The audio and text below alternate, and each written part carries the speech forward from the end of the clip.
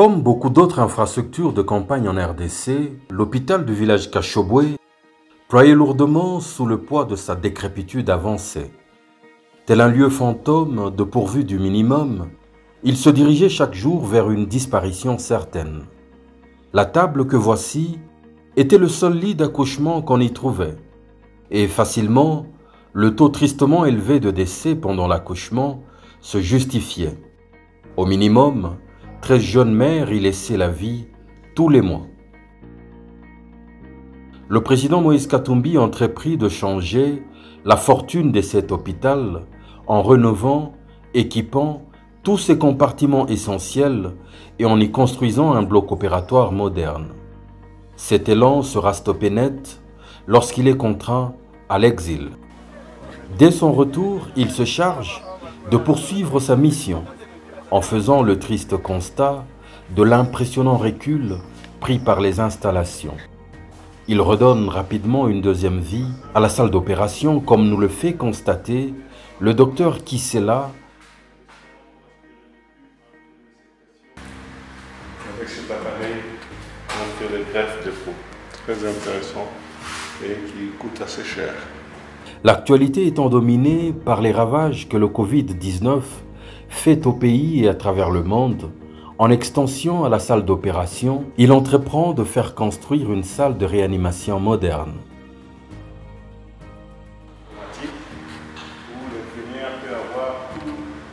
Il est omniprésent sur le chantier.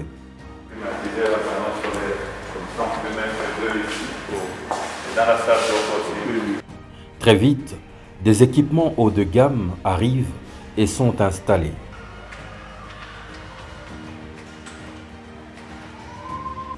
Y compris des respirateurs classiques pour la prise en charge des cas de détresse respiratoire. Il décide de rendre cette salle de réanimation gratuite en prenant la charge financière de toute intervention qui s'y déroulera. Elle devrait servir les cités de Kilwa, Kasenga et bien d'autres.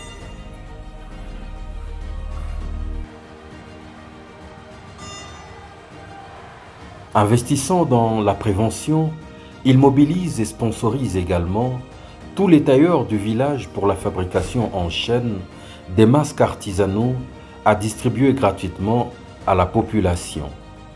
Sa deuxième cible est la maternité de cet hôpital de l'État. Elle aussi a subi le choc de son absence prolongée. Autrefois rayonnante, la salle des accouchés est particulièrement pénible à voir. Les mères et leurs enfants sont dans des conditions difficiles. À tout moment, le plafond au-dessus de leur tête peut s'écrouler sur elles. Il est criblé de trous et est devenu le refuge de chauves-souris. Une ambiance chaotique y règne, ayant tout effacé de la réhabilitation qu'il y opéra plusieurs années auparavant.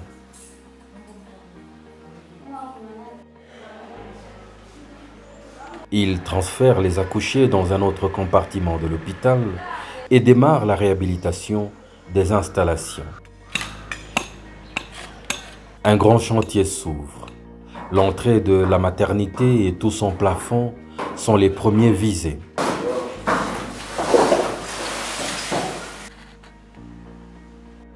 On l'aperçoit régulièrement sur le lieu pour s'assurer que les choses étaient correctement faites.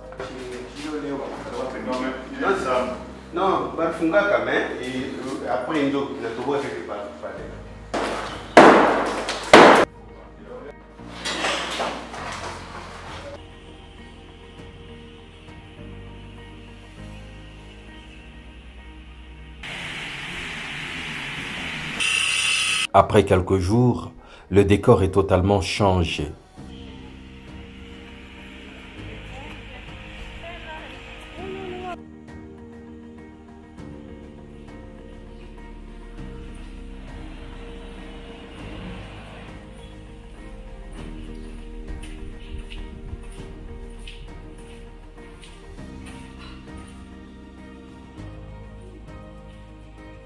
Cette section de l'hôpital ressuscite littéralement.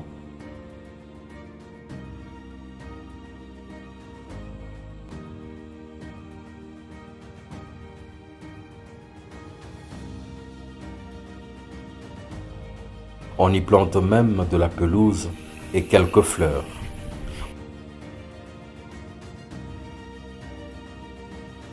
Enfin, les mères et leurs enfants peuvent à nouveau séjourner dans un espace propre et digne. Le soulagement est réel. Il leur octroie également une nouvelle literie importée d'Europe. Pendant ce temps, les frigos solaires récemment donnés à l'hôpital fonctionnent à merveille. Pris en relais par un groupe électrogène de 60 chevaux, acheté et fourni en carburant par lui-même. Un frigo mortuaire solaire y est également en construction. Dans la même enceinte, il a fait construire plusieurs villas en solide pour le personnel médical afin de leur assurer un séjour confortable dans ce village de la RDC. Je suis rentré en Belgique et de là j'ai été engagé en Afrique du Sud en tant que chirurgien chef de département de chirurgie dans un hôpital de la place. Et de là, j'ai eu la chance d'être invité par le chairman pour que je puisse venir prester dans l'hôpital de son village à Cacheboué. Quand je suis arrivé, avant même qu'on inaugure l'hôpital, c'était un centre de santé. Centre de santé où il n'y avait même pas de salle d'op. Centre de santé où, avec le temps, on a construit cette salle d'op, on a construit les maisons des médecins et on a commencé à équiper le matériel qui venait du donneur. Du centre de santé, nous sommes devenus en fait une zone de santé. Parce qu'un centre de santé ne peut pas avoir ce que nous avons.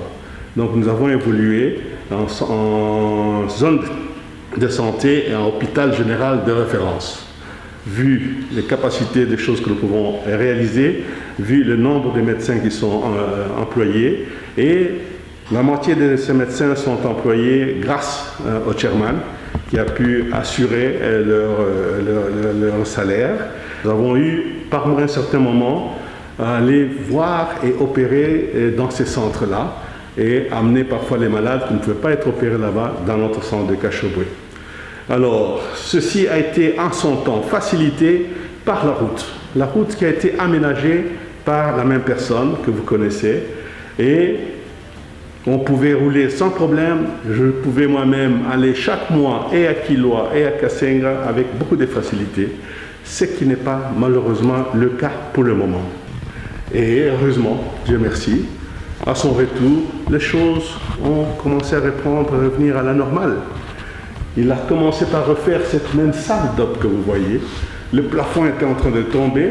Maintenant, si vous regardez, c'est des plafonds de lumière de salles d'op modernes. Des jeunes médecins sont de plus en plus nombreux à choisir cet hôpital pour exercer et affûter leur art. Nous sommes 4 médecins en training. Nous nous répartissons de la manière suivante.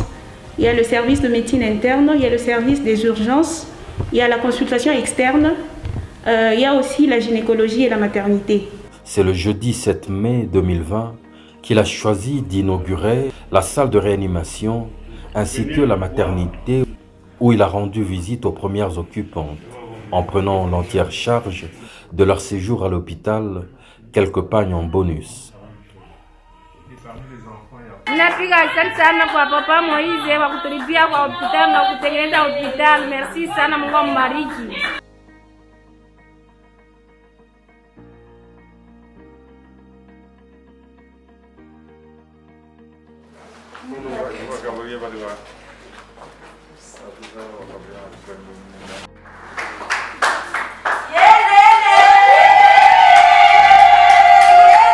Dans sa ronde, il lui est présenté une jeune enfant amputée dont la famille n'avait aucun moyen de s'acquitter des frais. Il profite de cette visite pour s'assurer que le parc solaire qu'il a offert à la paroisse du village était correctement installé. Il a pris l'option de l'énergie solaire pour délivrer de l'obscurité son village natal. Un succès dont pourrait bien s'inspirer le reste du pays.